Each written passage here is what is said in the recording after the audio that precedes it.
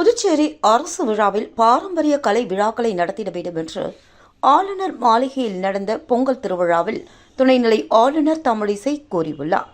புதுச்சேரி துணைநிலை ஆளுநர் மாளிகையில் பொங்கல் விழா சிறப்பாக கொண்டாடப்பட்டது. துணைநிலை ஆளுநர் தமிழிசை சவுந்தரராஜன், முதல்வர் ரங்கசாமி உள்ளிட்டோர் இதில் பங்கேற்றனர். புது பானைகளில் பெண்கள் பொங்கலீட்டம், மயிலாட்டம், ஒயிலாட்டம், தமிழர்களின் வீர விளையாட்டுகள், கிராமிய நடனங்கள் உட்பட பல்வேறு கலை நிகழ்வுகள் நடத்தப்பட்டது. தொடர்ந்து துணைநிலை ஆளுநர் தமிழிசை அனைவருக்கும் பொங்கல் வாழ்த்துக்களை தெரிவித்துக் கொண்டார். பல்வேறு கலை நிகழ்ச்சிகள் நடைபெற்றதை அடுத்து துணைநிலை ஆளுநர் தமிழிசை அமைச்சர்கள் அதனை கண்டுகளித்தனர். தொடர்ந்து செய்தியாளர்களை சந்தித்த அவர், புதுச்சேரியில் மாணவர்களுக்கு 10% ஒதுக்கீடு உள்ளிட்ட பல்வேறு நலத்திட்டங்கள் செயல்படுத்தப்படுகிறது என்றார். தற்பொழுது துணைநிலை ஆளுநர் மாளிகையில் பாரம்பரிய கலை நிகழ்வுகள் நடைபெற்றது. இதனை அரசு விழா மற்றும் குடும்ப விழாக்களில் நடத்திட வேண்டும் என்றும் தெரிவித்தார்.